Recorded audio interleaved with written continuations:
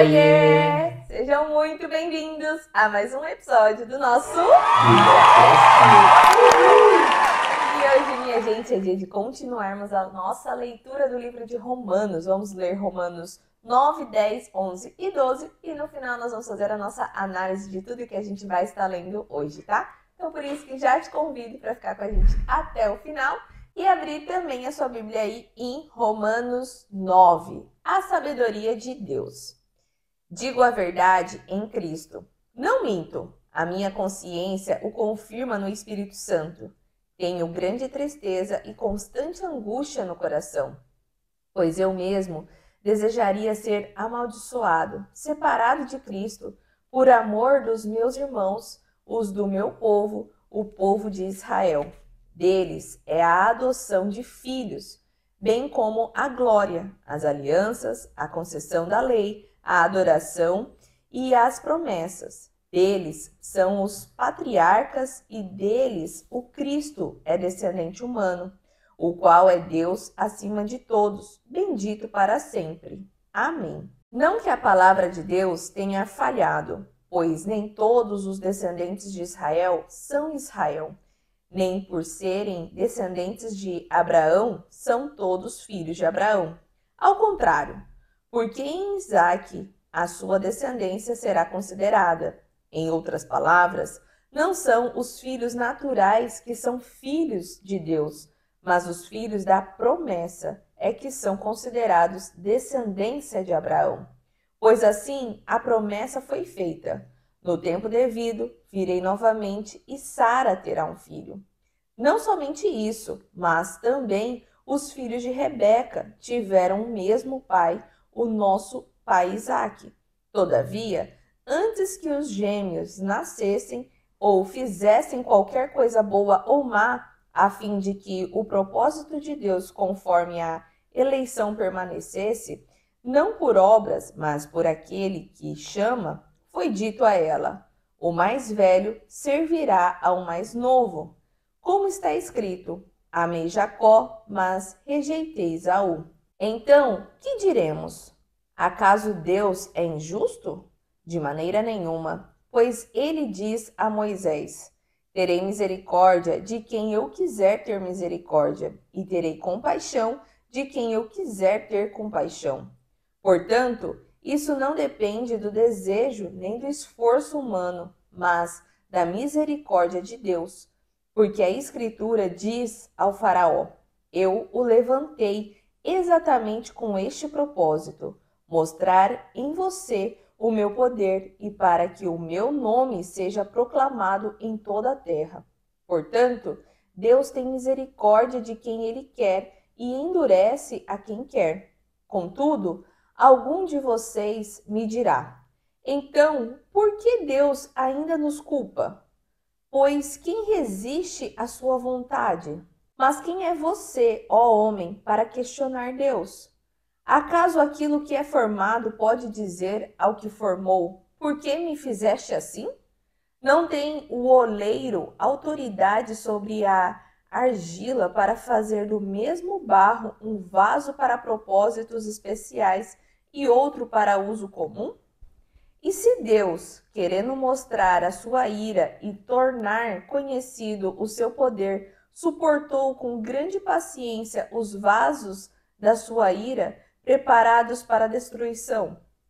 Que dizer se ele fez isso para tornar conhecidas as riquezas da sua glória sobre os vasos da misericórdia, os quais previamente preparou para a glória, ou seja, a nós, a quem também chamou, não apenas dentre os judeus, mas também dentre os gentios. Como ele diz em Oséias: chamarei meu povo a quem não é meu povo, e chamarei minha amada a quem não é minha amada. E acontecerá que, no mesmo lugar em que se lhes declarou: vocês não são meu povo, eles serão chamados filhos do Deus vivo. Isaías exclama com relação a Israel: embora o número dos filhos de Israel seja como a areia do mar, apenas o remanescente será salvo, pois o Senhor executará na terra a sua sentença, rápida e definitivamente. Como disse anteriormente Isaías, se o Senhor dos Exércitos não nos tivesse deixado descendentes, já estaríamos como Sodoma e semelhante a Gomorra. A incredulidade de Israel. Que diremos então? Os gentios que não buscavam justiça, a justiça que vem da fé, a obtiveram. Israel, porém, que buscava a lei que trouxesse justiça, não a alcançou. Por que não? Porque não a buscava pela fé, mas como se fosse por obras. Eles tropeçaram na pedra de tropeço, como está escrito: Eis que ponho em Sião uma pedra de tropeço e uma rocha que faz cair. Aquele que nele confia jamais será envergonhado. Romanos 10. Irmãos, o desejo do meu coração e a minha oração a Deus pelos israelitas é que eles sejam salvos. Posso testemunhar que eles têm zelo por Deus, mas o seu zelo não se baseia no conhecimento. Porquanto, ignorando a justiça que vem de Deus e procurando estabelecer sua própria, não se submeteram à justiça de Deus, porque o fim da lei é Cristo, para a justificação de todo o que crê. Moisés descreve desta forma a justiça que vem da lei. O homem que fizer estas coisas viverá por meio delas. Mas a justiça que vem da fé diz: não diga em seu coração: quem subirá aos céus? Isto é, para fazer Cristo descer. Ou, quem descerá ao abismo? Isto é, para fazer Cristo subir dentre os mortos. Mas o que ela diz? A palavra está perto de você, está em sua boca e em seu coração. Isto é, a palavra da fé que estamos proclamando. Se você confessar com a sua boca que Jesus é Senhor e crer em seu coração que Deus o ressuscitou dentre os mortos, será salvo. Pois com o coração se crê para a justiça e com a boca se confessa para a salvação. Como diz a Escritura, todo o que nele confia jamais será envergonhado. Não há diferença entre judeus e gentios, pois o mesmo Senhor é Senhor de todos e abençoa ricamente todos os que o invocam, porque todo aquele que invocar o nome do Senhor será salvo. Como, pois, invocarão aquele em quem não creram? E como crerão naquele de quem não ouviram falar? E como ouvirão se não houver quem pregue? E como pregarão se não forem enviados? Como está escrito: como são belos os pés dos que anunciam boas novas. No entanto, nem todos os israelitas aceitaram as boas novas, pois Isaías diz: Senhor, quem creu em nossa mensagem? Consequentemente, a fé vem por se ouvir a mensagem, e a mensagem é ouvida mediante a palavra de Cristo. Mas eu pergunto, eles não a ouviram? Claro que sim. A sua voz ressoou por toda a terra e as suas palavras até os confins do mundo. Novamente pergunto: será que Israel não entendeu? Em primeiro lugar, Moisés disse: farei que tenham ciúmes de quem não é meu povo, e os provocarei a ira por meio de um povo sem entendimento. E Isaías diz ousadamente: fui achado por aqueles que não me procuravam, revelei-me àqueles que não perguntavam por mim. Mas a respeito de Israel, ele diz: o tempo todo estendi as mãos a um povo desobediente e rebelde. Romanos 11. O remanescente de Israel. Pergunto, pois, acaso Deus rejeitou o seu povo? De maneira nenhuma. Eu mesmo sou israelita, descendente de Abraão, da tribo de Benjamim. Deus não rejeitou o seu povo, o qual previamente conheceu. Ou vocês não sabem o que diz a Escritura a respeito de como Elias clamou a Deus contra Israel? Senhor, mataram os teus profetas e derrubaram os teus altares.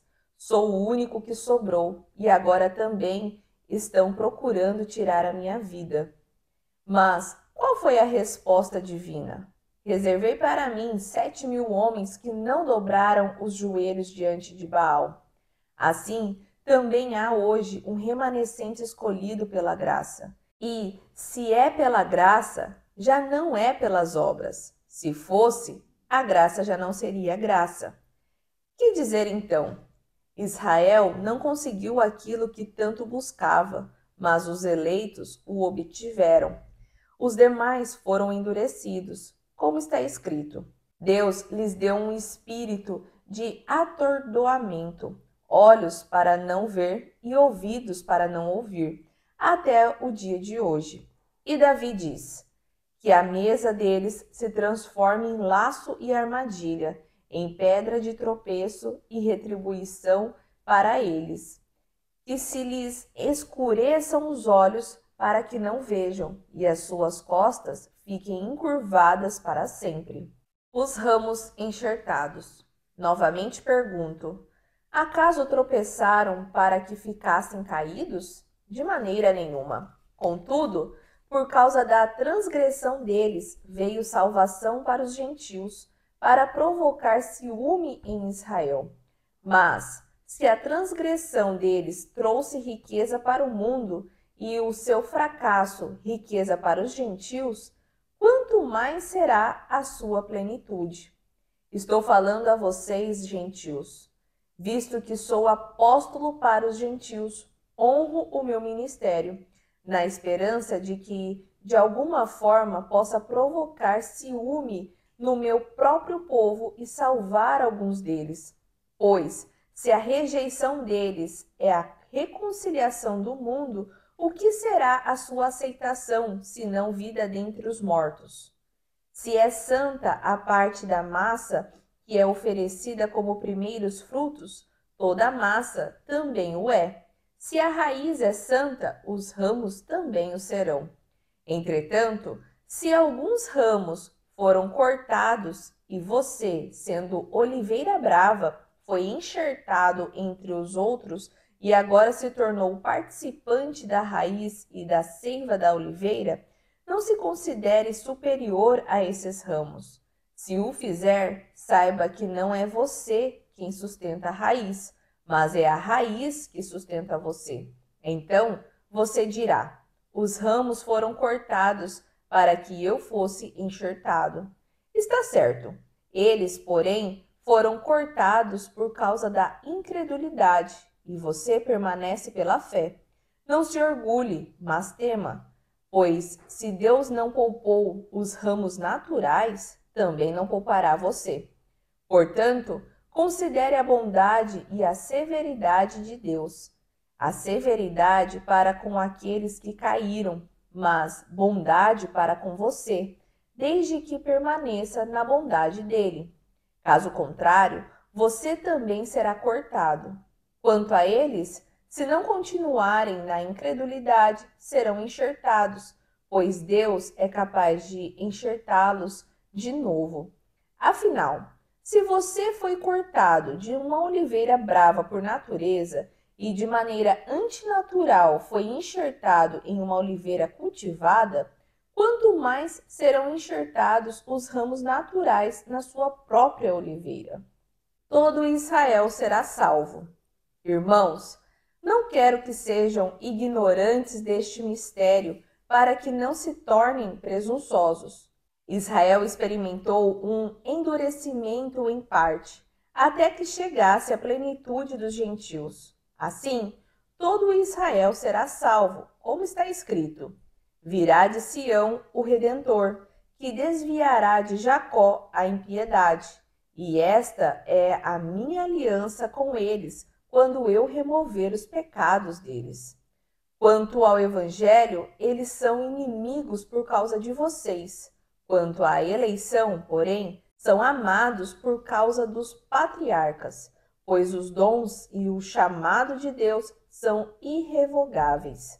Como vocês, que antes eram desobedientes a Deus, agora receberam misericórdia pela desobediência deles, assim, estes agora se tornaram desobedientes, para que, pela misericórdia concedida a vocês, eles também recebessem misericórdia, pois Deus sujeitou todos à desobediência para exercer misericórdia para com todos. Doxologia. Ó profundidade da riqueza, da sabedoria e do conhecimento de Deus! Quão insondáveis são os seus juízos e inescrutáveis os seus caminhos! Quem conheceu a mente do Senhor? Ou quem tem sido o seu conselheiro? Quem primeiro lhe deu para que ele o recompense? Pois dele, por ele e para ele são todas as coisas. A ele seja a glória pelos séculos. Amém. Romanos 12. Sacrifícios vivos. Portanto, irmãos, rogo-lhes pelas misericórdias de Deus que se ofereçam em sacrifício vivo, santo e agradável a Deus. Este é o culto racional de vocês. Não se amoldem ao padrão deste mundo, mas transforme-se pela renovação da sua mente, para que sejam capazes de experimentar e comprovar a boa, agradável e perfeita vontade de Deus. Por isso, pela graça que me foi dada, digo a todos vocês: ninguém tenha de si mesmo um conceito mais elevado do que deve ter, mas ao contrário, tenha um conceito equilibrado, de acordo com a medida da fé que Deus lhe concedeu. Assim como cada um de nós tem um corpo com muitos membros, e esses membros não exercem todos a mesma função, assim também em Cristo nós, que somos muitos, formamos um corpo, e cada membro está ligado a todos os outros.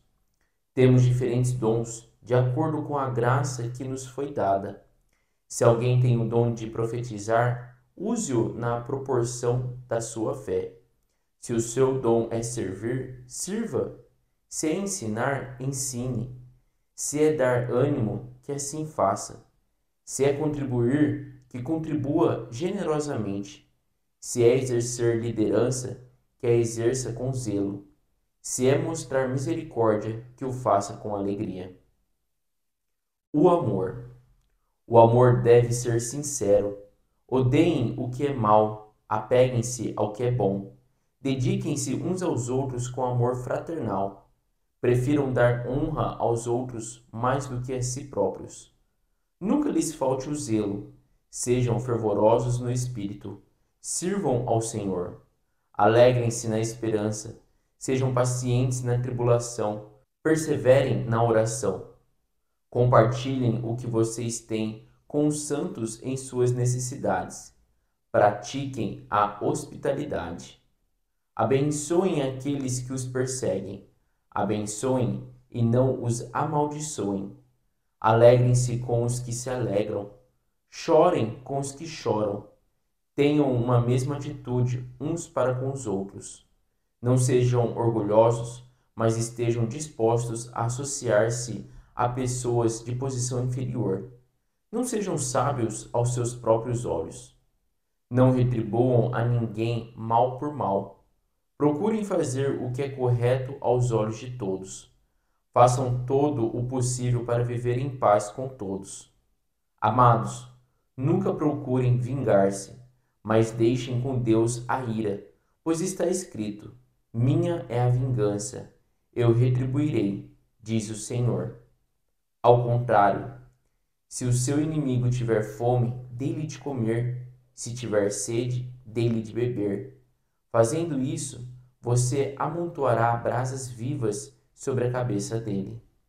Não se deixem vencer pelo mal, mas vençam o mal com o bem. E assim nós finalizamos a nossa leitura de hoje. A leitura desse livro é cheio de ensinamentos, né, para nós gentios, né, nós pessoas que não veio ali da linhagem de Israel, que eram os considerados ali totalmente filhos e elegidos pelo Senhor, né, escolhidos pelo Senhor. Exatamente. A leitura de hoje é um pouco menos complexa, né, da leitura anterior, mas assim, tem um certo grau ali de dificuldade, de atenção, né, que a gente precisa ter, E o foco principal, né, desses 4 capítulos, como a senhora falou, foi distinguir para nós, né, e para os romanos a diferença entre uma Israel espiritual com uma Israel carnal, né, vamos dizer assim, ali os descendentes de sangue mesmo, né? Então, assim, quando Deus até fala sobre uma nova Jerusalém, um novo povo, os israelitas, e aqui Paulo vai tratar disso, né? Sempre tratando dessa Israel espiritual, que é a igreja, né? Que é o povo ali que crê, né, em Deus e em Cristo. Então, diferenciando de forma muito clara, né, sobre essa Israel física ali com a Israel espiritual. Exatamente. E eu achei muito bacana o tema tratado em Romanos 9, né? Falando sobre essa soberania de Deus e dando mais esclarecimento aí também sobre essa parte, né? Que era tão questionada ali pelos judeus com os gentios de ser descendente de Abraão, né? Então, novamente, aqui no livro de Romanos, ele vem batendo nessa tecla sobre a descendência de Abraão, né? E aqui, gente, é legal como ele começa falando sobre essa soberania de Deus. E ele se confirma falando que essa sabedoria que ele tem vem de uma consciência confirmada pelo Espírito Santo, mostrando assim, olha, o que eu estou ensinando para vocês, vamos dizer assim, igual no nosso palavreado daqui, né? Não é tirado do sovaco, não é assim, eu que estou criando, peguei uma teoria daqui e estou colocando para vocês concordarem. Não tem nada disso, né? Ele já começa afirmando isso já no versículo 1.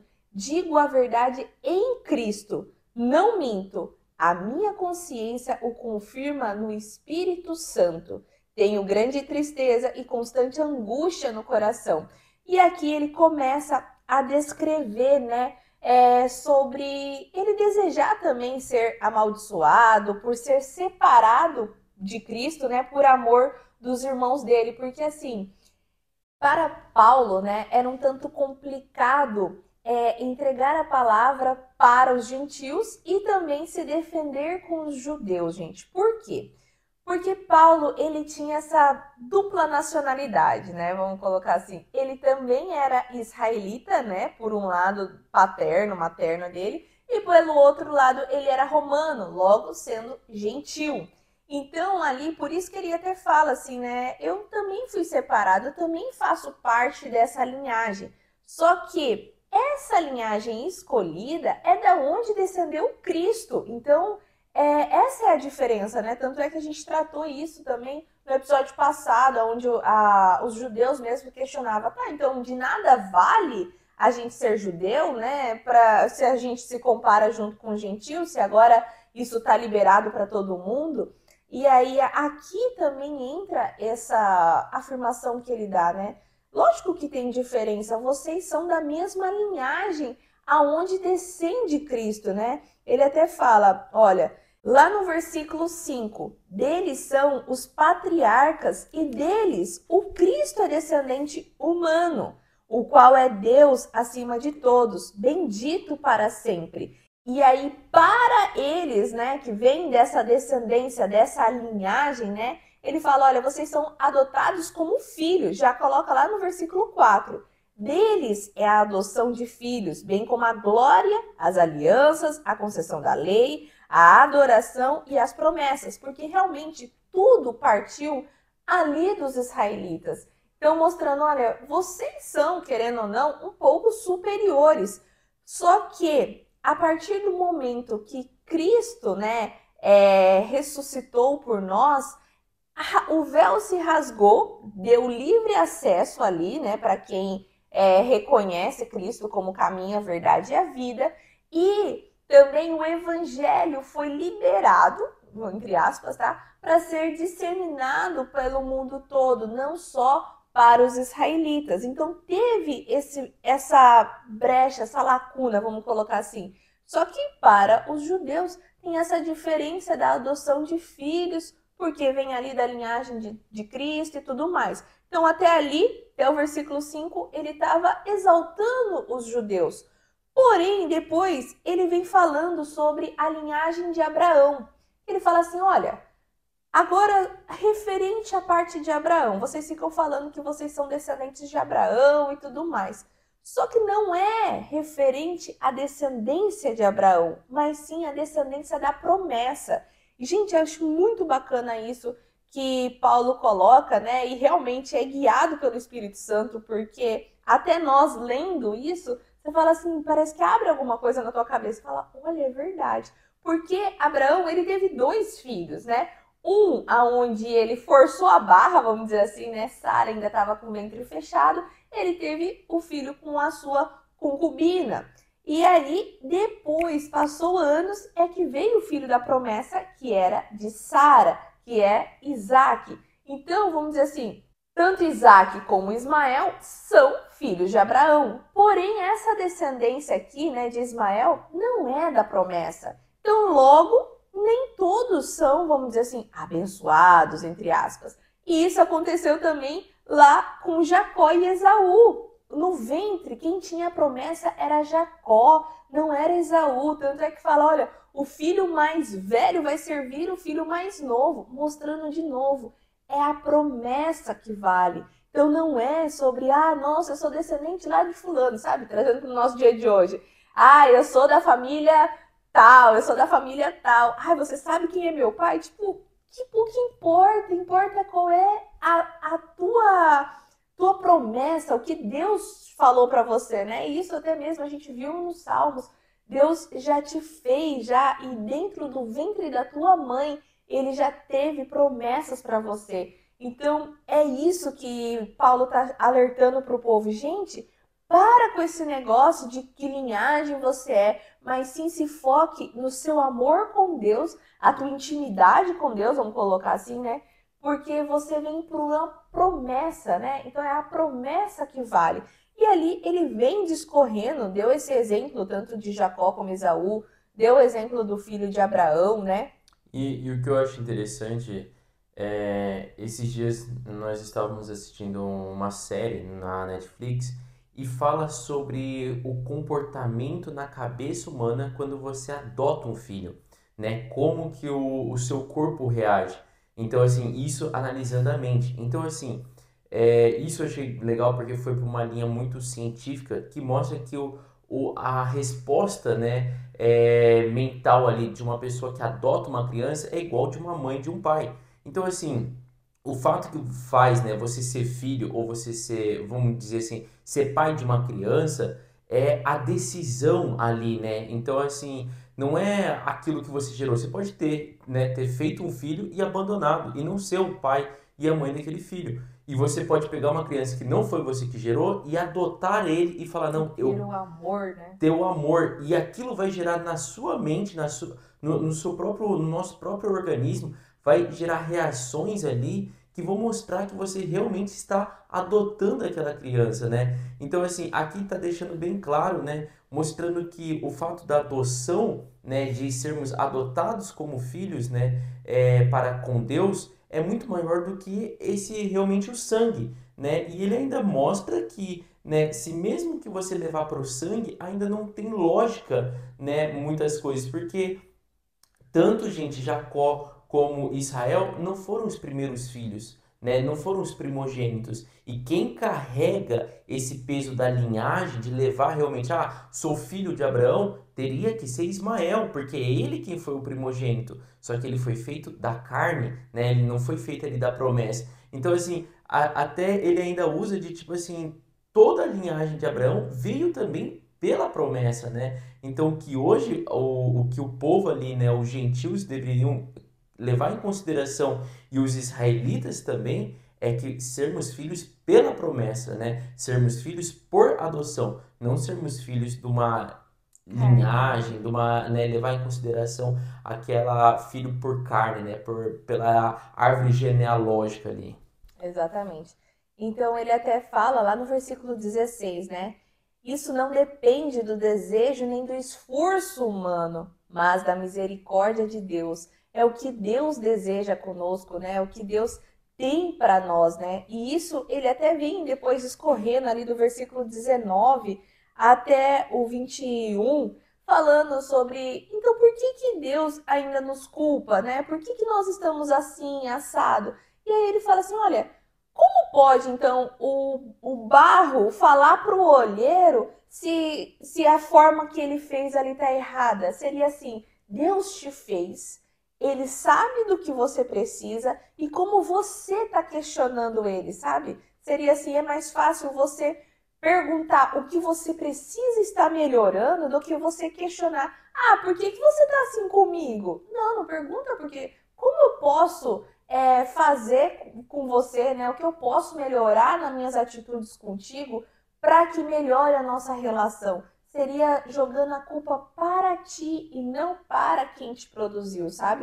Então, eu acho muito bacana essa sabedoria que Paulo nos coloca, que nos apresenta, né? E depois ele vem até mostrando vários versículos, gente, bíblicos do Antigo Testamento para firmar ali o que ele está falando, né? Ele falou ali de Oséias, ele falou de Isaías, né? Deu outra parte ali de Isaías mostrando, olha, se não fosse o amor de Deus por nós, né?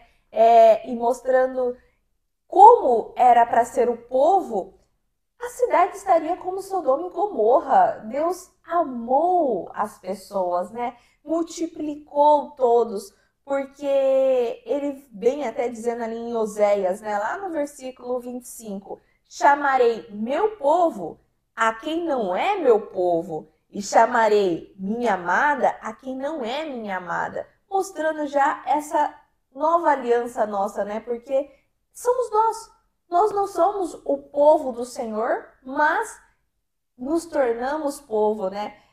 Não eram os amados, mas se tornou o amado. Então, mostrando já, olha, gente, aqui está. É o povo da promessa, é quem Deus, vamos dizer assim, escolheu. Não é quem é de herança ali de Abraão, tá?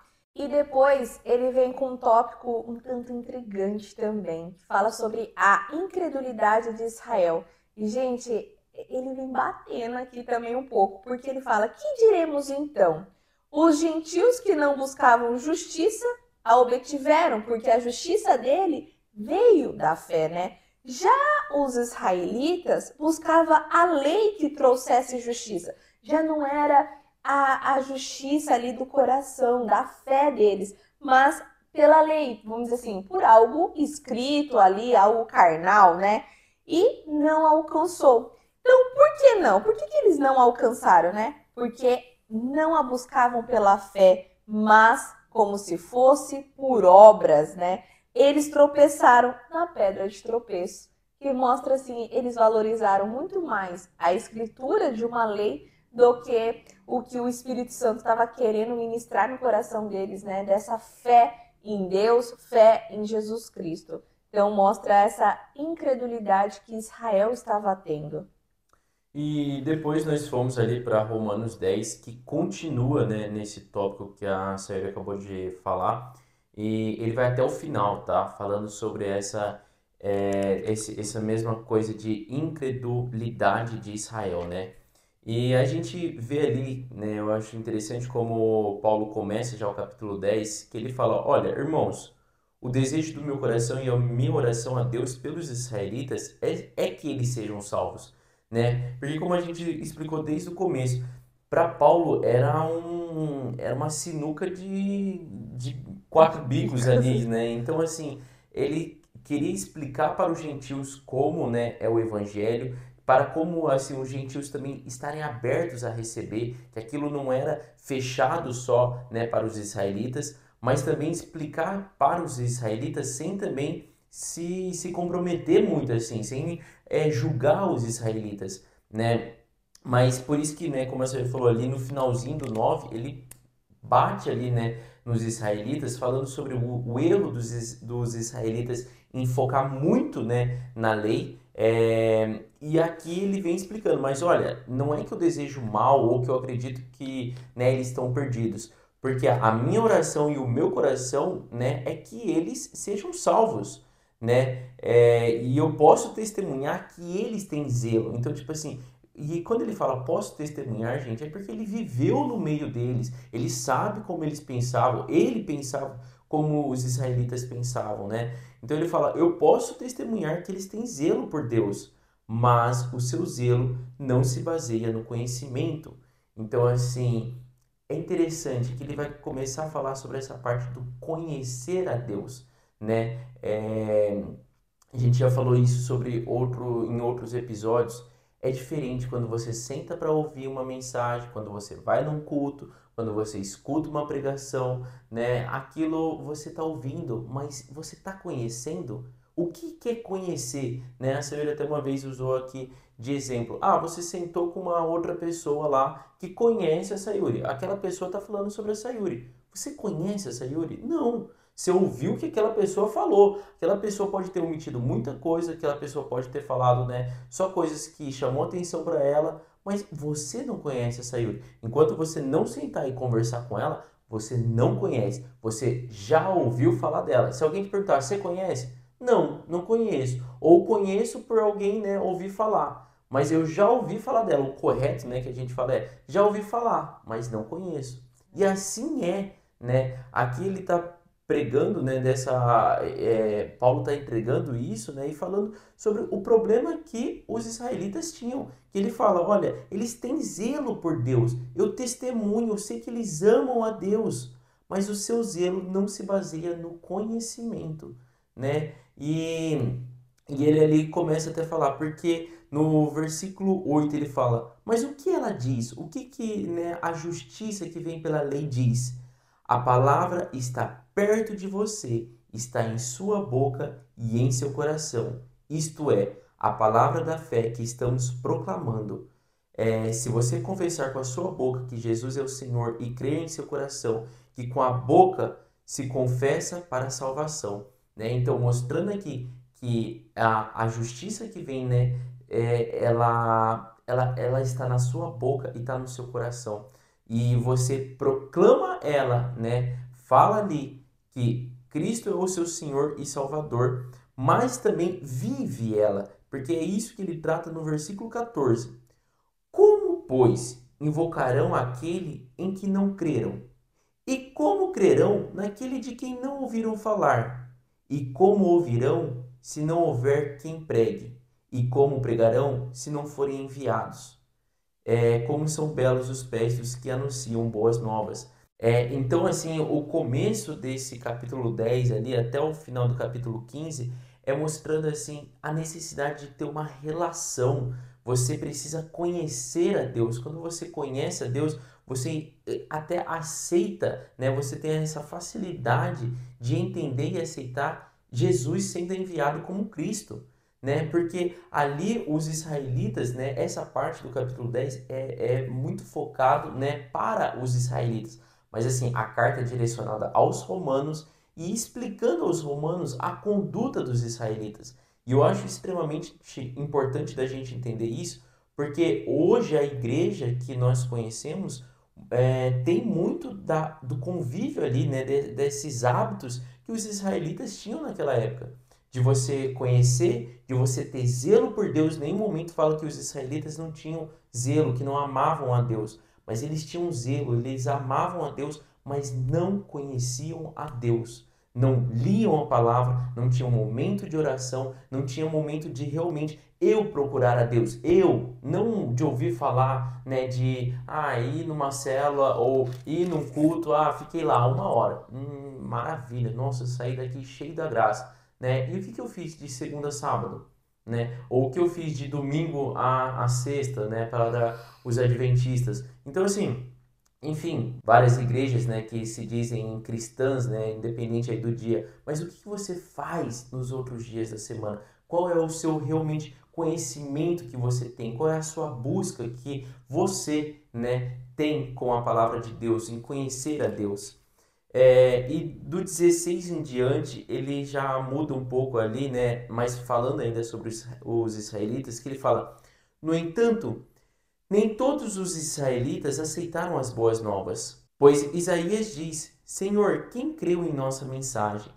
E aqui eu acho interessante, gente, porque Paulo está trazendo, né, um respaldo bíblico lá do Antigo Testamento, já falando, né, do povo durante o exílio, né, que passou ali na Babilônia. E a gente também pode ir lá para Êxodo, quando, né, o povo está saindo ali e Moisés pregando e levando a palavra. Então, assim, a gente vê o tempo inteiro tendo pessoas sendo levantadas pregando o evangelho, mas o aceitar vem do povo, né? E o aceitar, gente, não é tipo assim, ah, legal, mas é o convívio, é você buscar. O aceitar tá vinculado com você buscar conhecer a Deus, né? Então Isaías pregou para o povo israelita, né, pedindo para que ele se arrependesse das coisas, né, porque o exílio estava se aproximando, Nabucodonosor e a Babilônia estava se aproximando, e o povo não escutava. Por isso que tem essa parte, né? Isaías diz: Senhor, quem creu em nossa mensagem? Como Isaías estava tipo assim, eu tô aqui pregando, pregando, mas ninguém crê, né? E os israelitas, eles sabiam, eles conheciam, tinham ali, né, os sacerdotes que pregavam, mas eles não tinham uma relação, né, com Deus, eles não buscavam. E da mesma forma no Êxodo também, né, quando Moisés prega e o povo em si. Então, a gente não está sendo os israelitas de antigamente, né? Nós não estamos sendo o próprio povo que saiu do Egito e que tem o Moisés pregando, mas a gente não está buscando ter esse convívio, né? Então, é isso aqui que Paulo está batendo, né? Com os israelitas, explicando para os gentios. Ele, Cristo falou para com todos, isso já no versículo 18 ali. Porque ele fala, mas eles não ouviram, né, o que Cristo disse? Ele falou, não, a sua voz ressoou por toda a terra e as suas palavras até os confins do mundo, né? Mas então o que que passou? Por que que eles, né, não escutam, né? E ele até fala ali, já no 28 fechando, né? Mas a respeito de Israel ele diz: o tempo todo estendi as mãos a um povo desobediente e rebelde, se referindo a essa passagem também a Isaías. Então, tipo assim, Isaías já tinha passado ali por esse problema de, né, tentar levar uma palavra de salvação, né, de arrependimento para o povo de Israel e eles não ouvirem. Então, assim, Paulo só está falando, olha, tá sendo acontecendo o que já aconteceu no passado e já aconteceu há muitos anos atrás também. Então, assim, a palavra, né, a voz da salvação ressoou para todos. Deus tem um zelo pelo povo de Israel, mas é o povo de Israel quem não se aproxima dele, né? É um povo desobediente e rebelde. Exatamente. E ele vai nessa mesma linha de raciocínio no capítulo 11, falando sobre o remanescente de Israel. Porque ele estava questionando, né, e afirmando sobre essa incredulidade, sobre esse posicionamento dos israelitas. E aí ele já vem aqui para esse capítulo 11 questionando, né? Acaso Deus rejeitou então o seu povo? Lá no versículo 1. De maneira nenhuma. Eu mesmo sou israelita, descendente de Abraão, da tribo de Benjamim, mostrando que ali ele também é um remanescente de Israel. E, gente, sempre quando a gente ouve essa palavra de remanescente de Israel, é aquelas pessoas, vamos dizer assim, que sobrou, que foi salva, sabe? Aquela pessoa assim, dentro de um balaio, existe esses separados que, olha, esse aqui tá bom. E é isso que ele está mostrando, né? Desde o versículo 1 até o versículo 10, falando sobre esses remanescentes. E ele até cita ali o profeta Elias, porque Elias foi falar ali para Deus: nossa, olha só como que aconteceu, né? O Senhor mataram os seus profetas, derrubaram todos os teus altares, sou o único que sobrou. E quando a gente vai lá em 1 Reis 19, né, que está falando sobre isso, né? Quando Elias está falando, se referindo a esse momento, é intrigante porque a pessoa fica olhando assim ao seu redor e fala assim, cara, realmente só sobrou eu. E aí ele vai clamar isso para o Senhor, né? Falando dessa forma, eu sou o único que sobrou. E agora também estão procurando tirar a minha vida. Isso lá no versículo 3, tá, gente? E aí depois ele fala, olha, calma, meu querido, não é assim não. Reservei para mim, versículo 4, 7.000 homens que não dobraram os joelhos diante de Baal, que eram outros deuses ali, tá? Então, mostrando, olha, por mais que às vezes você acha que você tá na caminhada sozinho, que você tá dando murro em ponta de faca, que, nossa, eu sou o maioral, que sou o único que sobrou. Calma aí, amigo. Existem várias outras pessoas. Quando é pro trabalho do Senhor, o Senhor sabe como fazer, né? Não é assim, nossa, só depende de você. Tem várias outras pessoas fazendo. Então é preciso também nós vigiarmos o nosso orgulho de nos não deixar achar assim que, nossa, eu sou melhor que fulano, melhor que ciclano. E era isso que Paulo estava mostrando. Olha, por mais que os israelitas agiram dessa forma, como o Jason estava explicando ali do capítulo 10, eles sempre foram assim, assado, ainda existe remanescente de Israel. E isso é o gancho para que ele fale ali sobre os ramos enxertados, né? Por quê? Quando ele se refere aos remanescentes de Israel, é do povo escolhido, né? Se ele fala assim, olha, não existe mais ninguém de Israel, seria assim, nossa, o povo escolhido do Senhor, realmente todo mundo virou as costas. Então, nós aqui somos os bons, né? Então, nem os que é mesmo ali da descendência restou. Então, ele está falando agora ali já no versículo 11 até o versículo 24, a respeito disso. Olha, sim, sobrou, existe remanescentes e por isso, né, a raiz ali é Deus. E os remanescentes, vamos dizer assim, o que está brotando é os escolhidos do Senhor. Nós, gentios, somos os enxertos. E, gente, quando fala enxerto, para a gente conseguir entender o que é isso, seria como se fosse uma orquídea. A orquídea, você gruda ela numa árvore, né? Enrola ela ali num pano, com arame e tudo, e ali ela cria uma vida, sabe? Ela brota e você enxertou. Então, enxertar é quando aquilo não pertence àquele lugar e você acopla e aquilo se gruda e fica. Absorve, né? Até tem árvores que dá para fazer enxerto, né? Que você corta ali um pedacinho, coloca um galho, amarra e ela realmente, né, se torna membro aquela outra árvore, né? Exatamente, dando vida ali para aquilo que foi enxertado. Então, aqui, quando o Paulo está falando sobre esses ramos enxertados, esses ramos são os gentios enxertados nos judeus, vamos colocar assim, aonde a raiz é Deus. E aqui ele está falando, olha, se até os ramos que são os naturais, Deus sacou ali, né? Deus tirou porque ele pecou e tudo mais, né?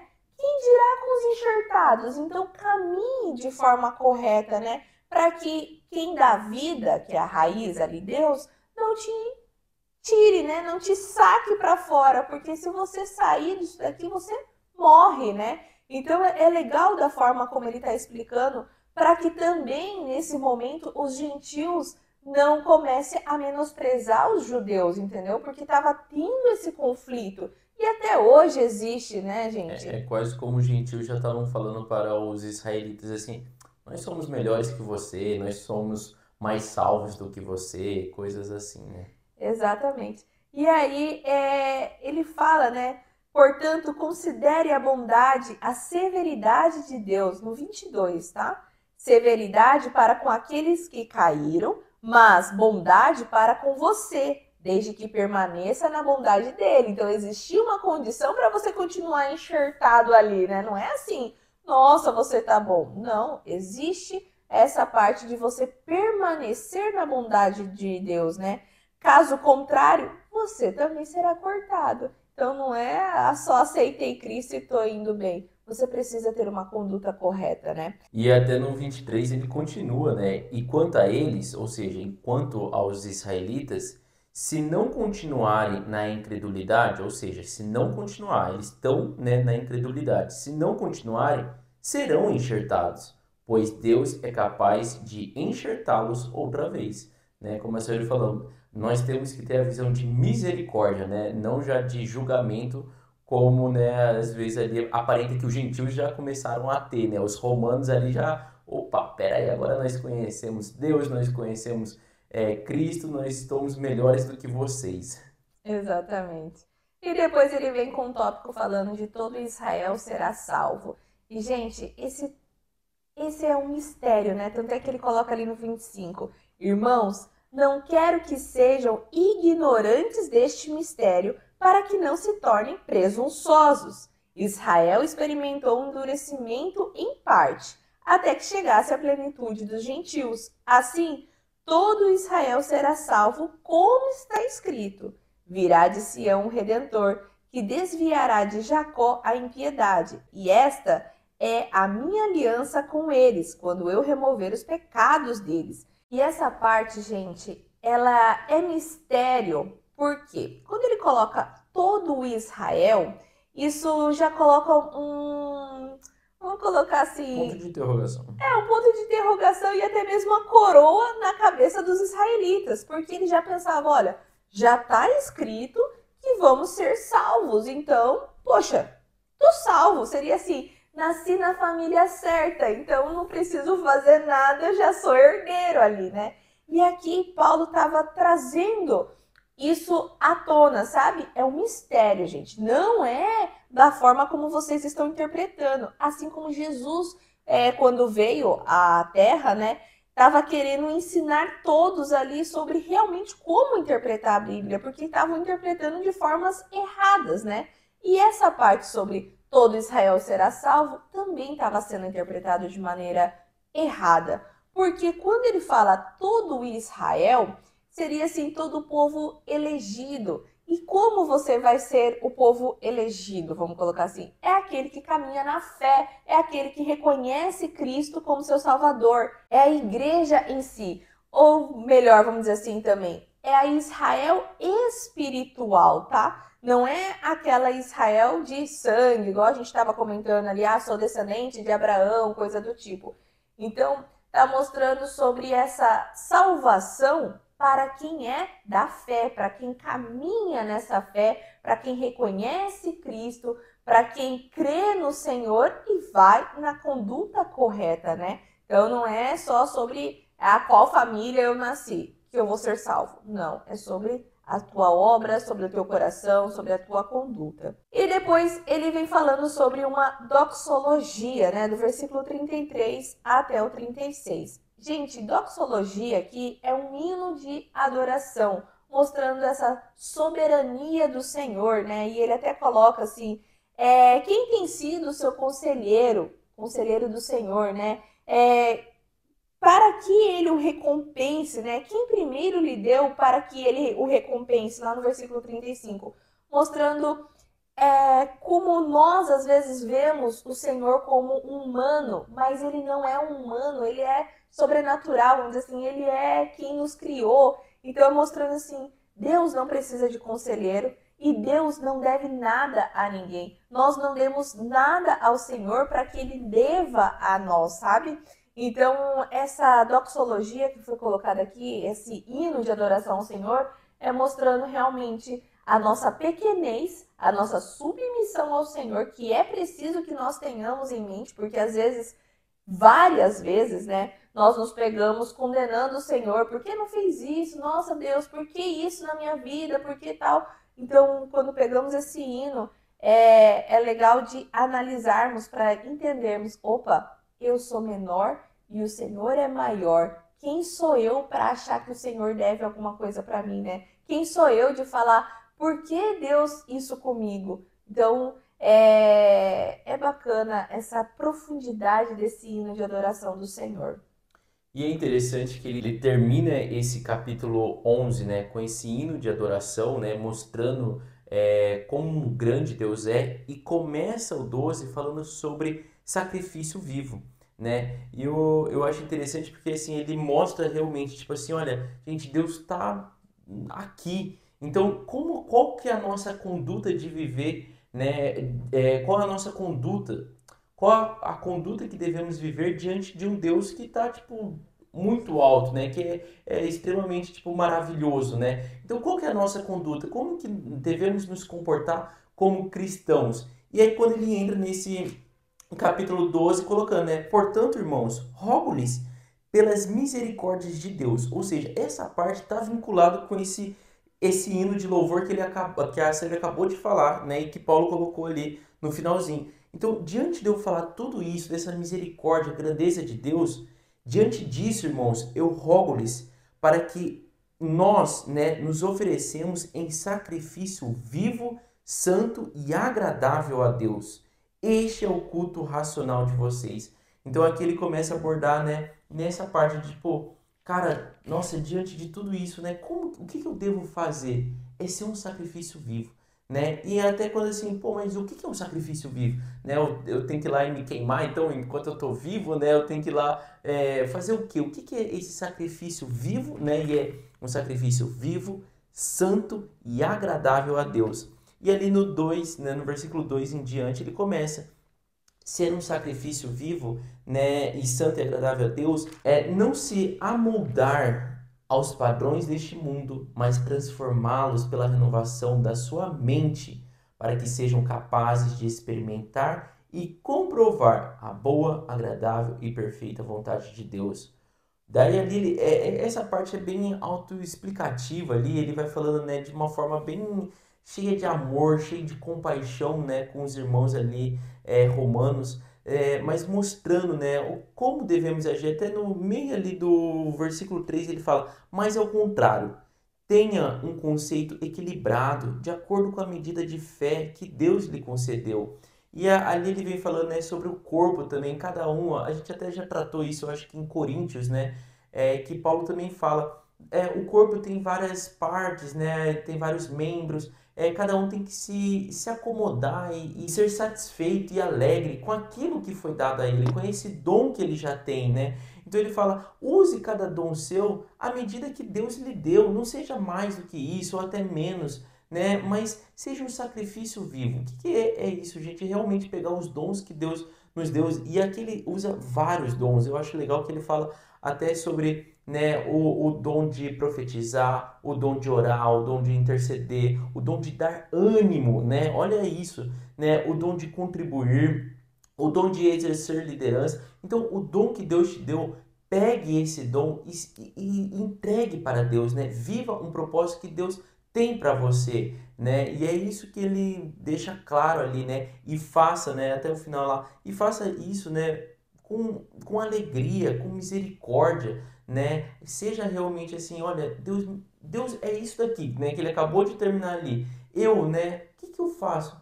Eu tenho que viver minha vida para agradar a Deus, né? Para realmente engrandecer o nome dele, né? Com aquilo que ele já me deu. E depois ele vai para o tópico ali do o amor, né? Que vai do 9 até o finalzinho e que é muito interessante, né? Que Jesus até mesmo diz, né? Sobre o amor, guarde, né? De todos eles, guarde o amor, o maior de todos é o amor. E aqui Paulo vem falando de um amor, gente, que para nós tenho certeza que é super difícil de viver esse amor, né? Que ele coloca e realmente é um amor de Deus, né? Que ele fala, o amor deve ser sincero. Odeiem o que é mal, apeguem-se ao que é bom. Até aí parece que é fácil, né?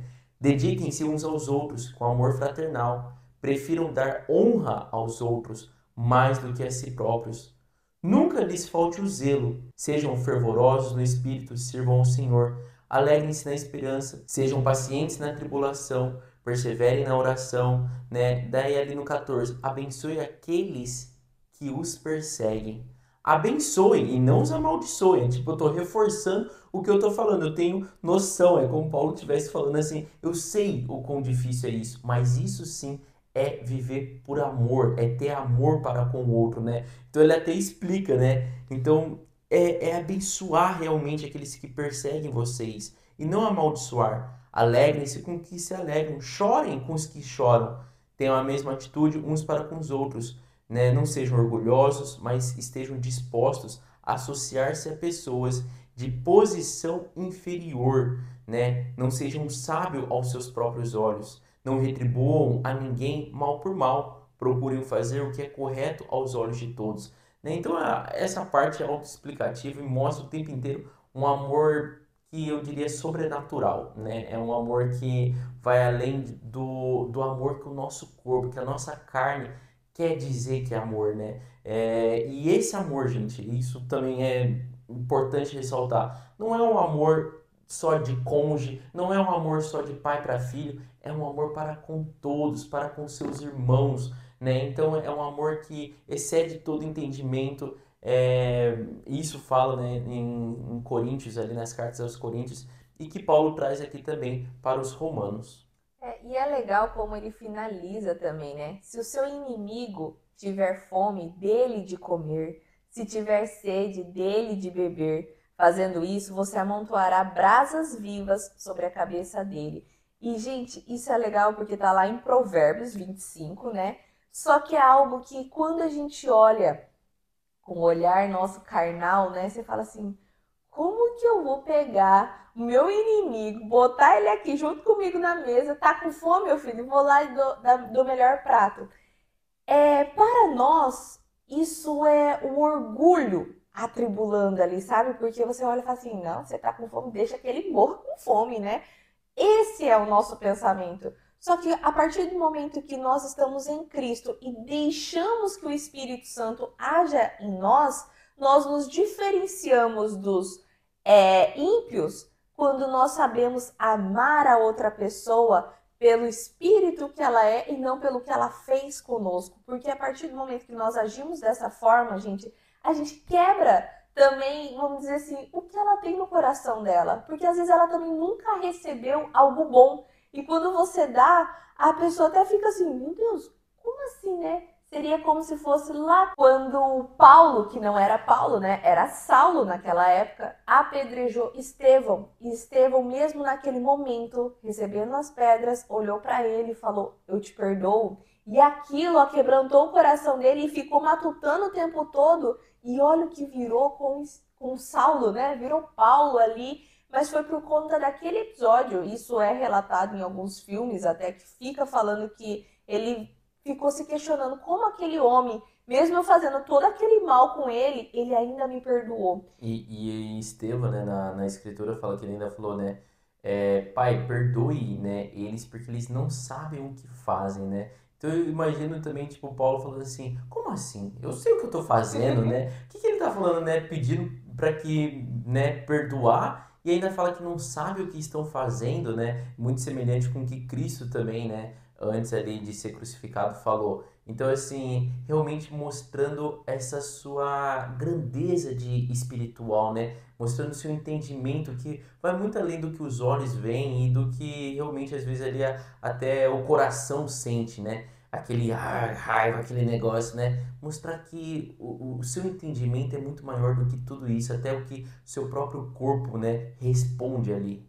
É, e aí finaliza ali com o versículo 21, né? Não se deixem vencer pelo mal, mas vençam o mal com o bem. E o que é não se deixar vencer com o mal, pelo mal, gente? É não deixar esse mal se aflorar dentro de você, sabe? Porque quanto mais nós alimentamos isso, mais ranço você tem daquela pessoa. E aquilo vai virando uma bola de neve. Eu sei que quando a gente fala, às vezes fala assim, nossa, né? Parece que é fácil. Pra gente também é difícil. A gente a todo tempo tem que estar se policiando, mas também isso é preciso que você vigie muito, tá? O que a outra pessoa tá te ensinando, que ela tá crescendo espiritualmente, não quer dizer que ela tá conseguindo 100% na prática, porque eu falo assim, que todo o nosso tempo aqui terreno e lendo e tudo é para nós crescermos espiritualmente. Então, lógico que você vai pegar, vamos dizer assim, uma pessoa super elevada espiritual fazendo alguma cagadinha, né? Então,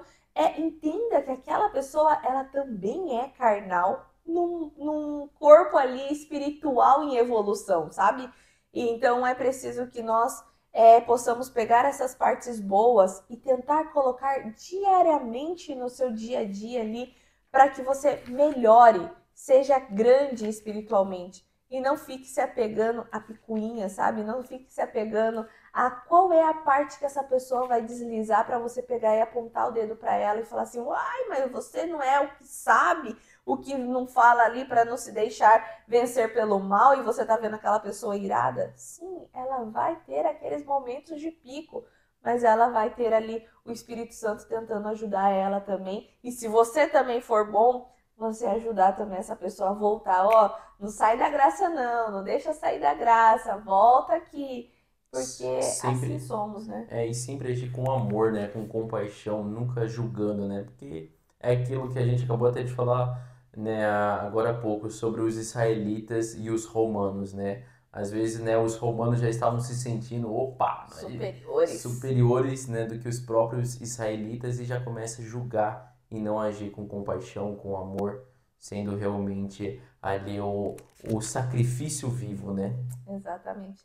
E acho que é isso que temos para compartilhar com vocês hoje. Espero que tenha feito sentido na sua vida, que você aplique também vários desses ensinamentos que Paulo vem nos ensinando, tá? Qualquer coisa, estamos à sua disposição. Já te convido para estar curtindo esse vídeo, se inscrever no nosso canal, ativando o seu sininho e também compartilhando com outras pessoas, levando da palavra ou chamando elas para estar lendo junto com você, tá? E nos vemos no próximo episódio. Beijo, tchau! Oiê! Parabéns! Você concluiu mais um episódio do nosso Bíblia Cast. Aqui do lado eu já deixei o quê? Nosso canal para você estar se inscrevendo e aqui abaixo o sininho para você já deixar ativado e ser notificado sempre quando a gente lançar o próximo episódio. E o próximo episódio já está aqui também para você estar assistindo e crescendo cada vez mais espiritualmente, viu? Então vai lá, já clica aqui e já assista o próximo episódio. Nos vemos! Tchau!